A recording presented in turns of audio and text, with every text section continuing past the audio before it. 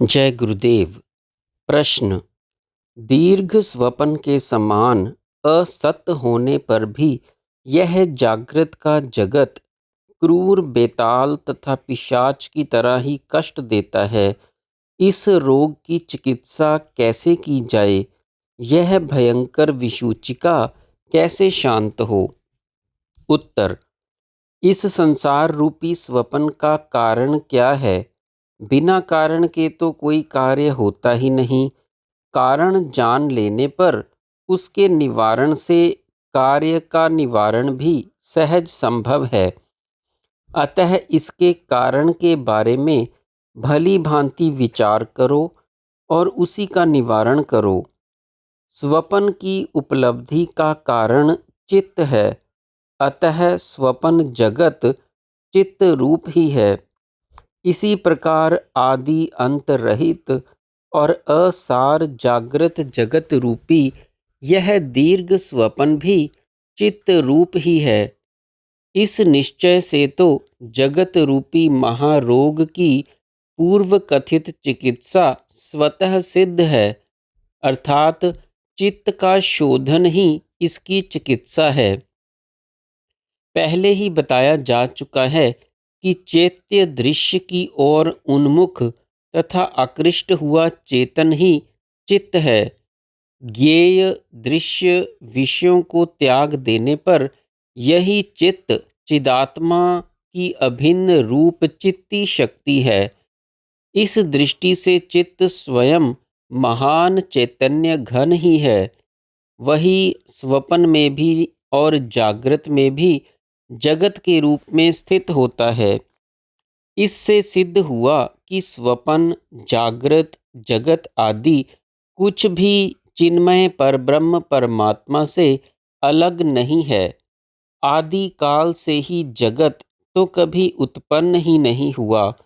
अतः यह सारे का सारा दृश्य प्रपंच सृष्टि का पसारा और इसमें का सभी कुछ एकमात्र अजर अमर सम शांत अखंड सच्चिदानंद घन पर ब्रह्म परमात्मा ही है।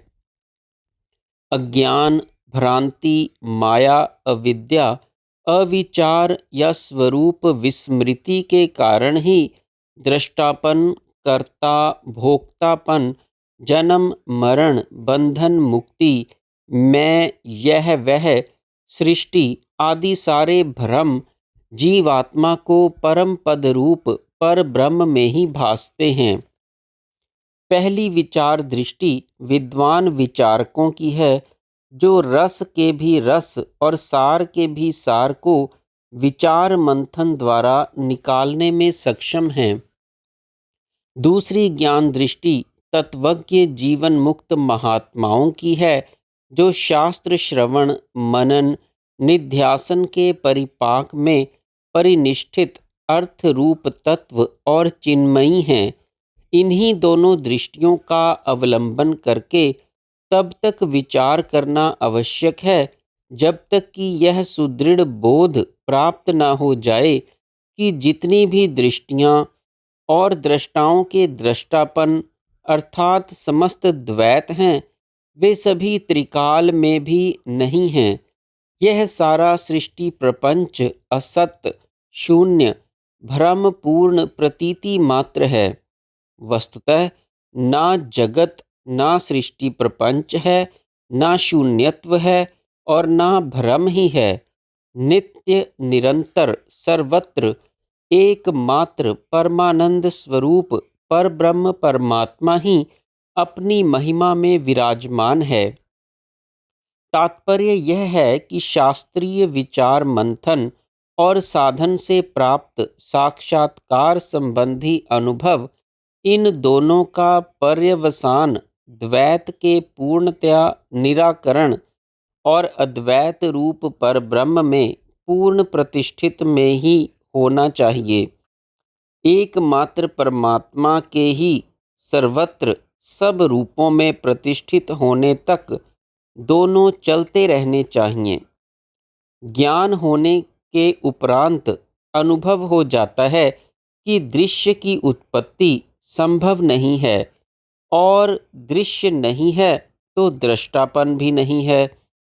जैसे मनोराज्य, स्वपन आदि में एक ही पुरुष दृष्टा, दर्शन, दृश्य रूप त्रिधा त्रिपुटी रूप हो जाता है, वैसे ही जागृत में भी जीवात्मा ही त्रिधा हो जाता है। जिस कारण से और जैसे वह मनोराज्य और स्वपन में त्रिपुटी में बंट जाता है, उसी कारण से और वैसे ही वह जागृत में भी दृष्टा, दर्शन, दृश्य रूप में त्रिधा हो जाता है। महाप्रलय के अंत और सृष्टि के आरंभ में स्वपन दृष्टा के स्वपन सृष्टि रूप होने के समान स्वयं चिदाकाश रूप परमात्मा ही सृष्टि के रूप में स्फुरित होता है।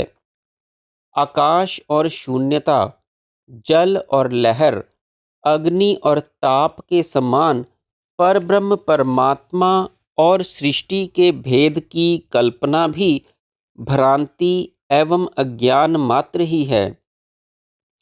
यह भी विचारणीय नहीं है कि यह भ्रांति और अज्ञान कब, कहाँ, कैसे पैदा हुए, क्योंकि पहले तो निर्विकार ज्ञान स्वरूप पर ब्रह्म परमात्मा में भ्रम और अज्ञान का होना ही संभव नहीं है। दूसरे, विचार करने पर भ्रम और अज्ञान कहीं खोजे भी नहीं मिलते, ना जाने कहाँ विलीन हो जाते हैं।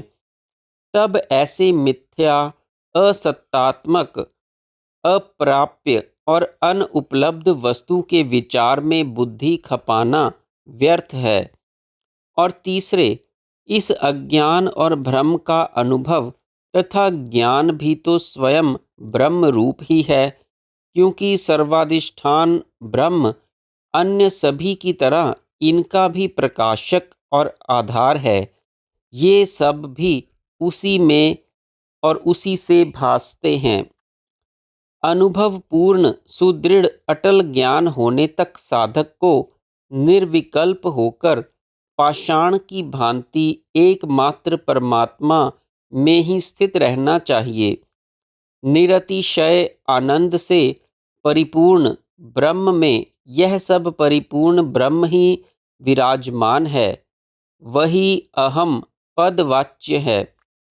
इसका सम्यक साक्षात्कार हो जाने पर तत्वज्ञ की दृष्टि में यह संसार रूपी पिशाच जल में लहर की भांति अपने अधिष्ठान में ही विलीन होकर तद्रूप ही हो जाता है।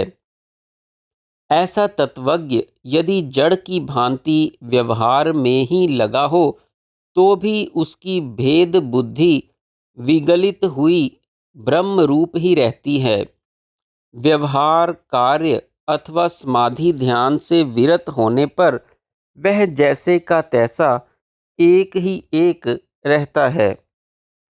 जैसे दीपक और सूर्य प्रकाश फैलाते रहने पर भी कुछ नहीं करते, वैसे ही ज्ञानी सब कुछ करता और देखता हुआ भी ब्रह्म रूप निष्क्रिय ही बना रहता है। उसे समाधि काल में निष्कल पर ब्रह्म नामक और समाधि से विरत होने पर व्यवहार काल में विश्वरूप विराट नामक चिन्मात्र परमार्थ सत्य का ही सदा सर्वदा सर्वत्र दर्शन होता है। दृश्य में मिथ्या बुद्धि से वैराग्य होता है, वैराग्य से बोध होता है, बोध से वैराग्य और सुदृढ़ और परिष्कृत होता है। इस प्रकार वैराग्य और बोध परस्पर परिवर्धित और दृढ़ होते हैं और दीवाल तथा प्रकाश के समान एक दूसरे को भी अभिव्यक्त करते हैं।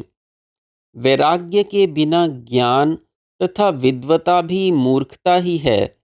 बोध के बिना वैराग्य निरर्थक, निष्फल और वैराग्य के बिना बोध अर्थात वैराग्य रहित बोध भी अपंगु है। सहस्त्रों प्रयत्नशील पुरुषों में से कोई विरला दृढ़ उत्साही ही पिंजरे को तोड़ डालने वाले किसी एक सिंह के समान वासना जाल को विनष्ट करके शुद्ध अंतःकरण में यह सब ब्रह्म ही है ऐसा बोध प्राप्त करता है, उसका यह बोध तथा समाधि और व्यवहार काल में शिला के समान घनीभूत निश्चल स्थिति ही निर्मल मुक्ति है। जैसे सागर में लहरों भंवरों आदि के उठने से जल में कोई भिन्नता नहीं आती, जल तो हर अवस्था में जल ही बना रहता है, ऐसे ही परब्रह्म परमात्मा में सृष्टि और प्रलय होने से उसमें कोई भिन्नता नहीं आती। वह सदा सच्चिदानंद का सच्चिदानंद ही बना रहता है, क्योंकि वह तो निर्विकार, अक्षय, अच्युत और अव्यय है। अनेक आकार प्रकार की लपटें उठने पर भी अग्नि तो अग्नि ही रहती है। जय गुरुदेव।